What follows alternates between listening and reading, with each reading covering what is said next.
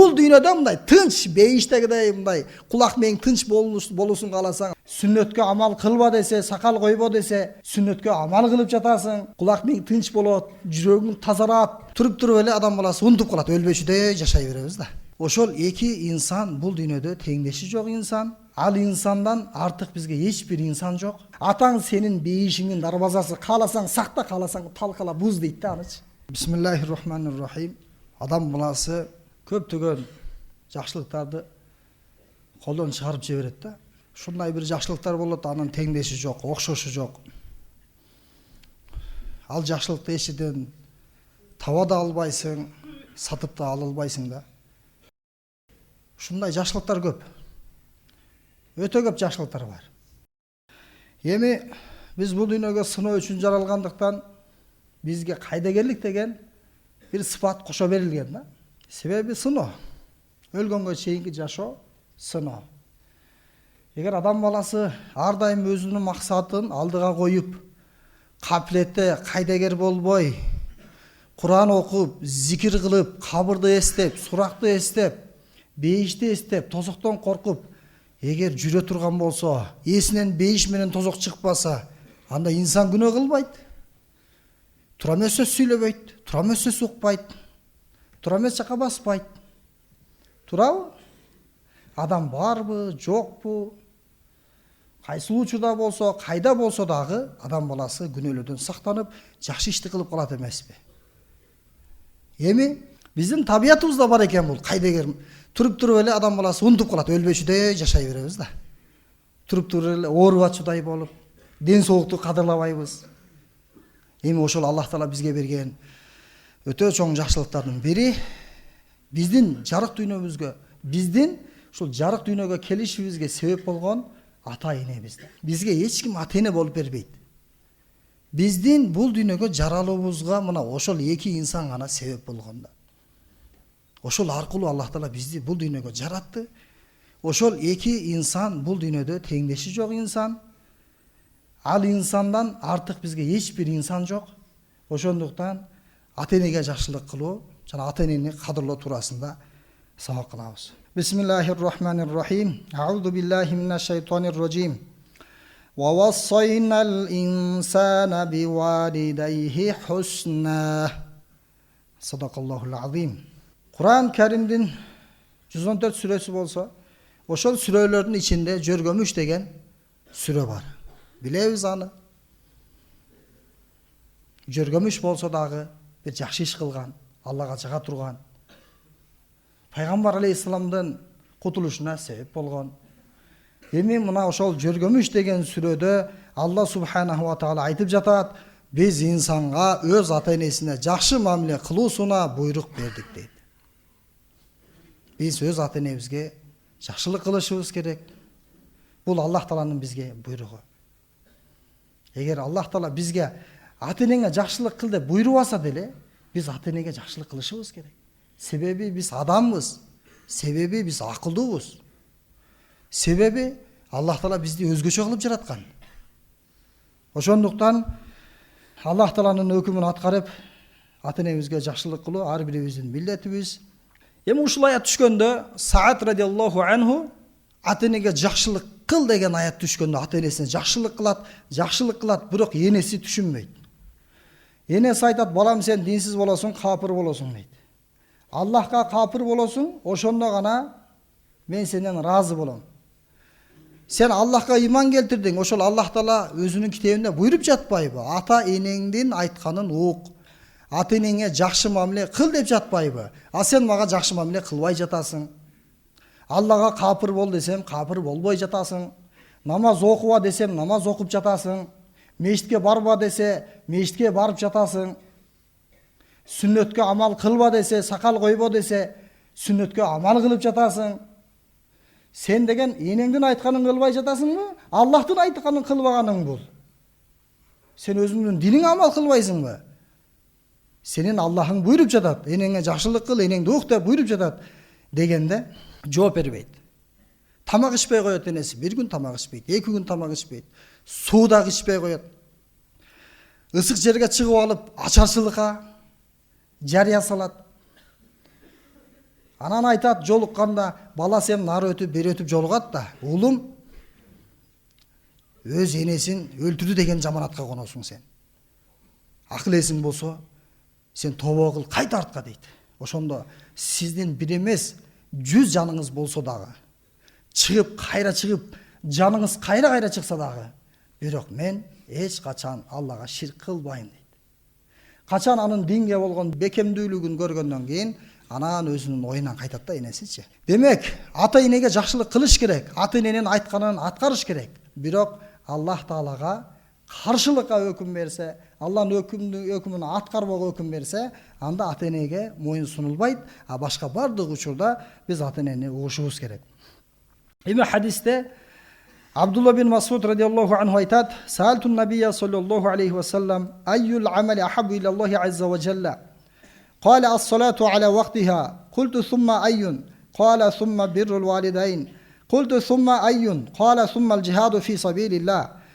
Qala haddathani bihinna wa law istazadtuhu lazadani." Abdullah bin Mas'ud radiyallahu anhu öte ulu sahaba болгон, Zayd bin Sabit, чоң Пайгамбар алейхиссаламдын айланасында жүргөн карылар кичинекей кезинде 70-тен ашуун сүрөлөрдү Пайгамбар алейхиссаламдын өзүнүн оозунан жаттаган. Абдулла бин Масуд радиаллаху анху өтө даражалуу Пайгамбар алейхиссаламдын дайыма жанында жүрүп илимин алып кызматын кылган улуу инсан болот. Ошол айтат: "Мен Пайгамбар алейхиссаламдан эң жакшы амал кайсыл деп сурадым" дейт. Ошондо өз учурунда окулган намаз деп жооп берди дейт. Эң жакшы амал кайсыл экен? Өз учурунда окулган намаз. Андан кийин кайсыл амал деп сураганымда ата энеге жакшылык кылуу деди. Үчүнчүсүндө Аллах жолуна чыгып жакшы амалдарды кылуу деп жооп берди дейт. Эң жакшы амал. Эгерде мен дагы кайсы амал эң жакшы деп сураганымда, дагы талап кылганымда Пайгамбар алейхиссалам дагы мага эң жакшы амалдарды айта бермек дейт. Себеби эң жакшы амалдар өтө көп. Жакшы амалдарды көп кылышыбыз керек. Бирок ыйманга эч бир амал жетпейт экен да. Эң биринчи турган эң жакшы амал бул ыйман. Аллахтын затына ишенүү, Аллах Таалага моюн сунуу, Аллах Таалага кулчулук кылуу бул эң чоң ибадат экен. Эми намаз, ата энеге жакшылык кылуу, ажылык кылуу, зекет берүү, садака берүү, муктаждарга жардам берүү, кызмат кылуу, бирөөнүн кажетин бүтүрүү, канча жакшы амалдар болсо, жакшы амалдар бар. Жакшы амалдардын эң жакшы амалдары бар. Ошолордун эң чоңу бул ыйман. Андан кийин учурга жараша, акыбалга жараша, кайсыл амал алсыраган болсо, ошол амалдарды биз бекемдеп, жакшы амалдарды көбөйтүшүбүз керек. Мына сахаба канткенде мен эң жакшы амалдар кылам деп кызыгып жатат. Эми ушул жерде карасаңыз, Пайгамбар алейхиссалам 3 нерсени айтты. Өз учурунда окулган намаз дейт. Эми аял кишилер дагы намаз окуйт, бирок үйдө. Эркектер болсо мечитте намаз окуйт. Туурабы? Жамаат менен мечитте намаз окуйбуз. Эми эң жакшы амал өз учурунда окулган намаз деп айтылып жатат да бул жердечи. Эми аял кишилердики кандай болот, эркек кишилердики кандай болот? Аял кишилер чогулуп намаз окуй албайт. Алардын чогулуп намаз окуганы бул макрух болуп эсептелет. Алар үйдө окусун деп айтылган болчу. Эми караңыз. Аял кишилердин эң жакшы амалы ошол намаздын убактысы кирдиби? Ошол учурда намазды окуса эң жакшы амал кылган болот экен да. Намаз убактысы кирери менен. А эркектерчи? Эркектер мустахаб учурда намазында убактылары бар. Кирген учуру болот. Анан мустахаб дагы кайсыл бир ошол убакыттын ичинде окуса жакшыраак деген дагы бир убактысы болот да. Ошол мустахаб учурунда, сүйкүмдүү учурунда жана жамаат менен биргеликте өзүң эле эмес, эл кайсыл учурда көбүрөөк чогулат. Ошол учурда жамаат менен намаз окуу бул эң жакшы амал болуп эсептелет. Мындай эң жакшы амалдар өтө аз да. Ошого ушул улуу амалдарга ниет кылайлы. Эркектер мечитте окуйбуз, намазканаларда окуйбуз, аял кишилер болсо үйүндө окуйт, бир бөлмөсүндө. Кару буютихинна хадисте келген, үйдүн эң төрү. Үйдүн ичинде бир бөлмөнү дайындап, атайын бул намазкана, мечит деп дайындап алат. Ошол жерде этикафка отурат, ошол жерде зикир кылат, Куран окуйт, ошол жерде намаз окуса, башка жерде окугандан 27 эсе сообу көп болот да. 27 эсе дегени бир илимпоз изилдеп чыгыптыр да. 27 десе 25, 27 эмес. Эсе деп айтылып жатат хадистечи. Натыйжасын чыгара албай кыйналган экен да бир инсанчы. Атайын ушул жамаат менен окулган намаздын сообу канчалык деп ошонун сообуна жете албай кыйналган экен да. Эсептей албайчы. Бул 27 эле эмес, 27 эсе сооп. Мечитте намаз окусаңыз, жамаат менен. Ал эми аялдар болсо, убактысы кирдиби, ошол учурда эле намазды окуйт. Бул эң жакшы амал болуп эсептелет да. Ошондуктан намазга көңүл бурайлы, эң алгачкы учурунда окуганга көңүл бурайлы. Себеби намаз диндин түркүгү. Эгер намаз турса, дин турат деген, намаз бузула турган болсо, дин бузулат деген да.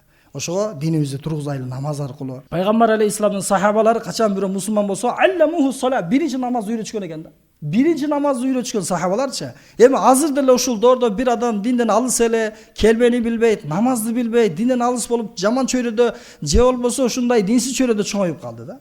Эми ошол инсан, эми кызыгуу пайда болуп, мешитке келип, намаз окуп баштаса, мешитке келип баштаса, биз биринчи ага намаз үйрөтүшүбүз керек. Намаз. Себеби бул сахабалардын, пайгамбарыбыздын амалы биринчи намазды үйрөтүшкөн да. Биринчи балдарыбызга, кыздарыбызга, дегеле Аллага ишенген ар бир пендеге биринчи намазга биз басым жасашыбыз керек. Басым жасайбызбы иншалла? Намаздарыбызды тургузайлы жана башкалардын дагы намаздарын тургузайлы. Ошондой эле биринчи намазды үйрөткөнгө башкаларга дагы жеткирүүгө аракет кылайлы. Экинчи амал болсо, ата-энеге жакшылык кылуу деп айтылды хадисте. Эми ата-энеге жакшылык кылуу бул жөнөкөй амал эмес бул. Себеби Алла субханаху ва таала Курандачы бир эле аятта эмес, бир канча аятта айткан мунучу. Энеге, атаңа жакшылык кыл деп бир канча аятта айткан. Бир аятта таухид, ибадатка, Аллахтын жалгыздыгына ибадат кылгандан кийин инналлазина қалу раббуналлах, ким менин Раббим Аллах десе. Ушул аятты айткандан кийин суммастакому, ошол Аллах дегенден кийин ошол Аллахка ишенимди бекемдесе, Аллахты сүйүп, Аллахтын өкмүн аткарып жашаса, алар бейишке барат деген. Андан кийин эле вассайнал инсана бивалидайхи ихсана. Биз инсанга өз ата-энесине жакшылык кылууга буйрудук дейт. Эмнеге? Аллах Таала бардыгын баяндаган. Хамалату уммуху курхан. Кыйналып көтөрдү. Ва вадаатху курхан. Кыйналып төрөдү. Ва хамлуху ва фисалуху 30 шахра. Аны көтөрүү, аны эмизүү канча айлар болду туугандар.